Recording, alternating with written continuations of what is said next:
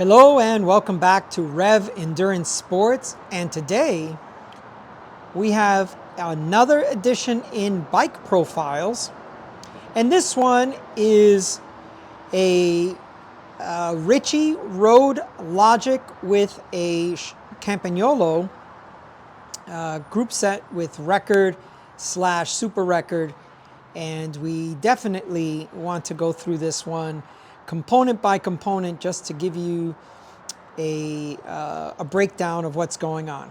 So this is a 53, for those that wonder, and the gentleman wanted his bars about 6 centimeters from his saddle, so I gave him a little more. That way, if he wants to, he can drop it lower than they're pretty close to being level. Probably like 1 or 2 centimeters below right now. All right, anyway, so let's go through this. We have Campagnolo, excuse me, and then we have some custom built wheels, which I will spec out here in a minute. We have an S&P saddle, and yes, there are some labels and protective film and stuff like that still on the bike because I need to ship this bike across the country. The gentleman is in New Jersey, I'm in California, so I need to box this up. And I want to protect as many things as possible, and you'll see what I mean. All right, so let's start from the front end. What we have is record shifters, and the handlebar we chose was as close as we can get to what he's riding at home. In the sense that he's riding about a 38 bar, but this Super Logic handlebar does not come in a 38, so this is a 40 centimeter bar. And that kind of changes a few things when you're looking at reach, because the handlebars are a little further out by 1 centimeter on each side, theoretically. But we got the measurements really close. All right, so we have the Super Logic handlebar in a 40. We have a 100 stem. Now, originally I built it with a 110 stem, but he thought maybe the measurements were a little too much of a reach. But one thing that he is looking for is a little bit more extension out of his position than he has on his current bikes. So I thought we would go with 110, but the measurements seemed a little scary to him, so we went with a 100 stem. All right, 6 degrees in the up position. Now, generally speaking, I always build bikes with the stem in the up position. That way I have enough cable to do whatever I need to do in the sense of going down or up or whatever. I also have a place saver stem that's 7 degrees, so it gives me a little bit more cable and housing slack when I put the 6 degree stem later.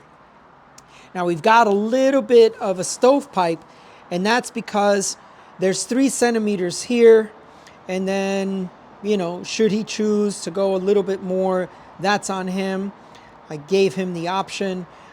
That's not what I recommend here as a Ritchey certified assembler, but if the customer wants it and basically signs a waiver and says, yes, I want more steer tube, then, well, customer gets what he wants. Now, we have the measurement from the tip of the saddle to the stem clamp is very, I mean, it is super close. It's like a, not even like 48, yeah, it's super close. I can't remember the numbers, but so just to the reach to here is a little bit long, but the measurement from here to here is good. So basically it's super close. All right, now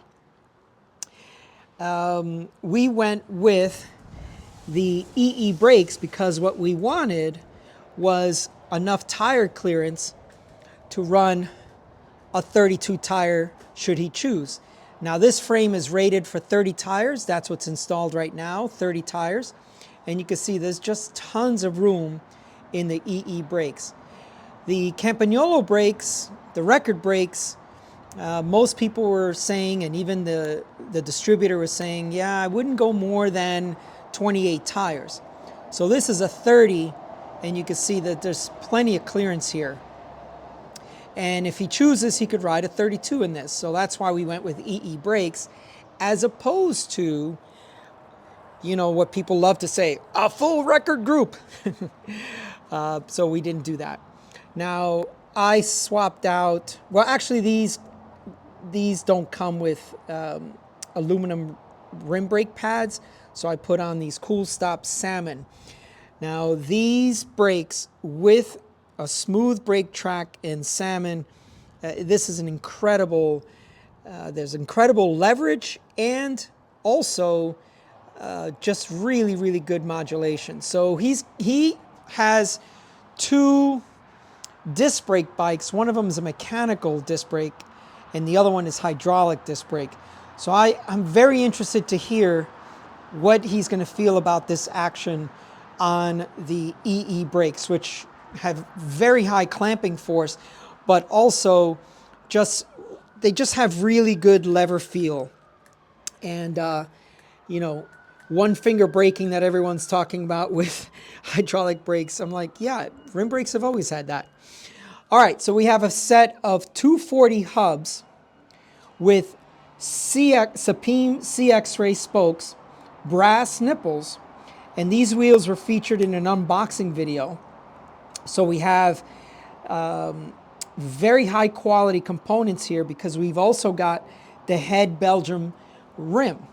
And you can see the branding right there. It's very discreet. It's, you know, it is white, but, you know, it's not show me type of decals, which I really don't like on wheels. I like things to be very discreet. Some of you noticed that on some of my other wheels, I have the Continental Tour de France edition that the labels are muted, the decals are, or the branding, I should say. So we have a 30 tire on a 25 external rim, and there isn't much bulging, but it does measure out about 31 and a half, I believe. So very high quality stuff here with the DT240 and the Sapim X-ray spokes. So this top end spokes, and the rim, just a very sturdy rim.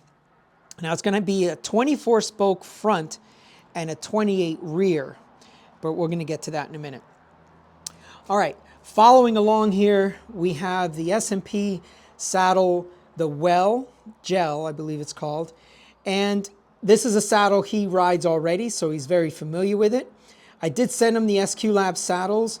He didn't like them as much as he likes this saddle, and one of the main reasons is he likes this eagle's beak. And whereas I like the nose sticking out like that, so, you know, that's a good place for me, a good perch. Notice what I did there.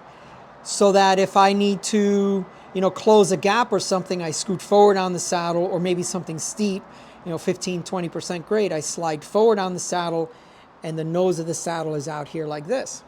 But he didn't want that, and that's great. Everyone chooses the saddle that they're most comfortable with, and that's what's important, that the customer is comfortable, and if they're comfortable, they ride further, right? More smiles for miles. Okay, these are Tacx Diva cages, D-E-V-A. I love these cages. They're very nondescript. Now they come in multiple color schemes.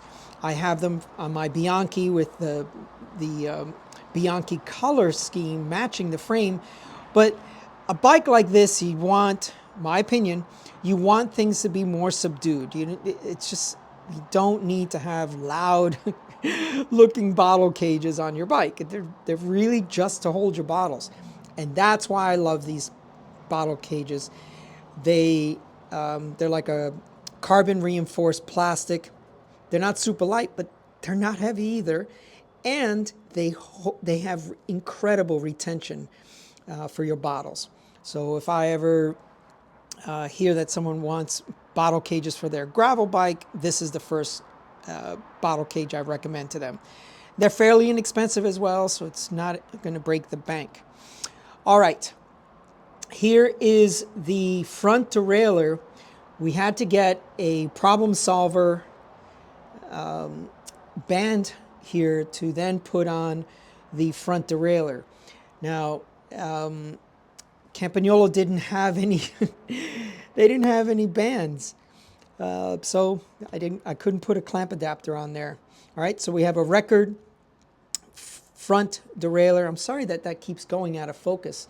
And then we wanted to get 165 crank arms with a 50-34. So this is where we're at here with the record crank set.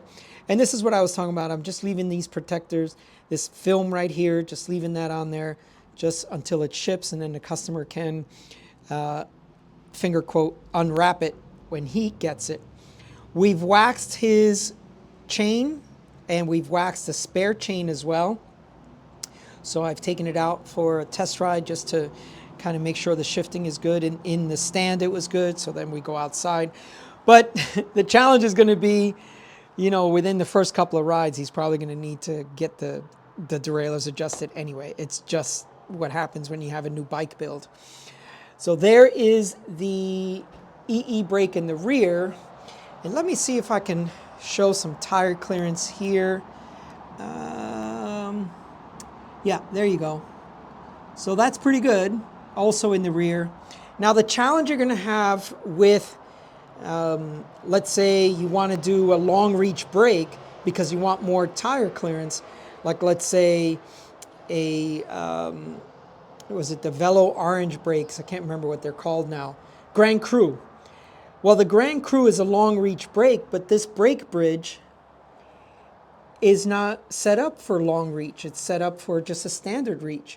So even though the TRP brake has a lot more tire clearance, you have to have the brake bridge high enough to take advantage of all of that.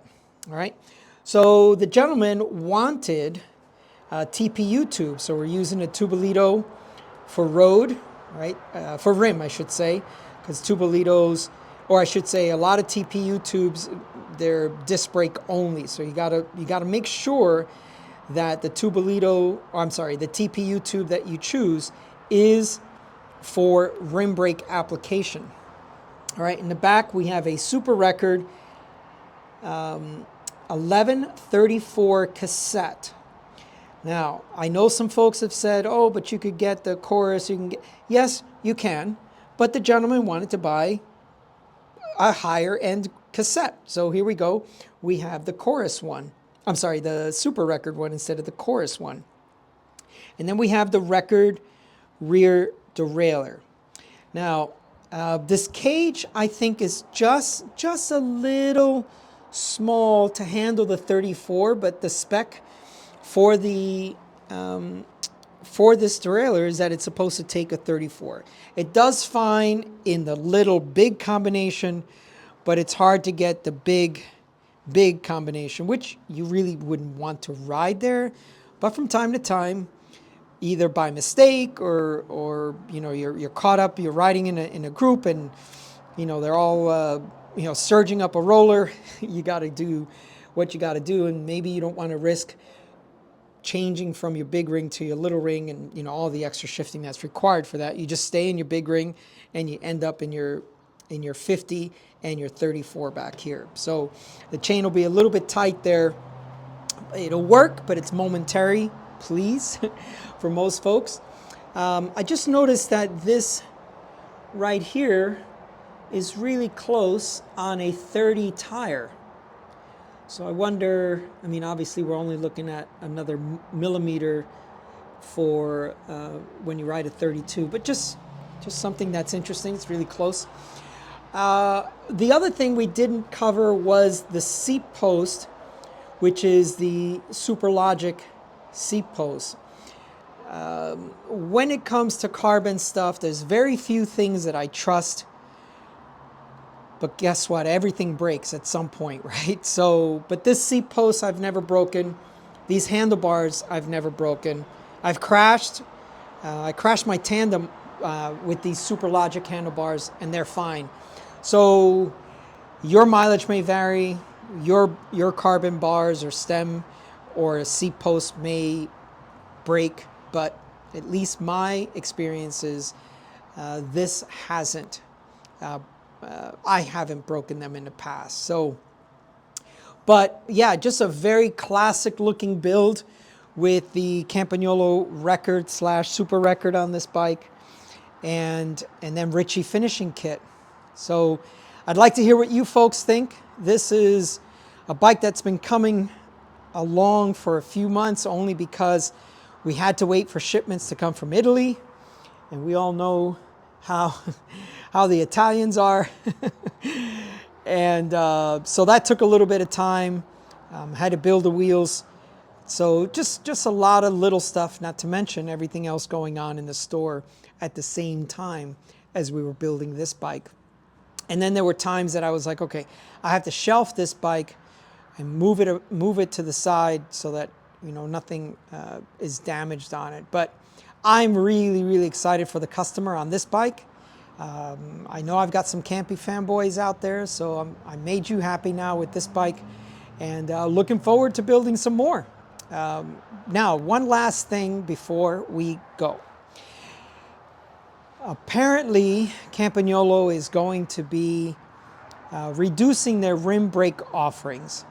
So as of the filming of this video, which is May 13th of 2025, they're looking at probably eliminating 1 or 2 of their top-end group sets. And so if you need Campagnolo 12-speed parts, I think it's high time that you give me a call, shoot me an email, send a Raven, so that we can build a stockpile for you. So what we're doing with this customer is I've ordered extra brake hoods, because, you know, anytime that you have to wrap these handlebars, you have to pull this back up and over the thumb shifter. So I can envision this splitting here at some point. So I've got some extra brake hoods on order. I've got extra chains already that I've waxed. I've stripped and waxed. I've also got extra Max Smooth cables and housing for the shifters, and then brake cables. So we've got a few things so that this customer at any time could just, you know, walk into a shop that is not a big Campagnolo dealer and, you know, walk in with the parts and say, hey, listen, I've got these parts, can you install them? And you know, we speak Italian or we don't speak Italian, won't be a problem. The gentleman will have his spare parts. Okay, let's hear some comments from some of you out there, what you think about this bike, and what would you have done differently, which, you know, I don't know that I would do anything. Oh, yes, the customer did not want carbon wheels. So we had a pretty long and hard search trying to figure out how to build him or how to get him a high-end set of aluminum wheels with a Campagnolo free hub body. And that's how we ended up with the DT Swiss and the Belgium wheel rim. So that's how this wheel build came about, because he did not want carbon wheels, rim brake carbon wheels. So yeah, anyway. So if some of you folks have a line on maybe another set of wheels that are high quality rim alloy with a Campagnolo free hub body, I would love to hear some leads on that. Okay, for everyone else, please like and subscribe, and we will see you up the road.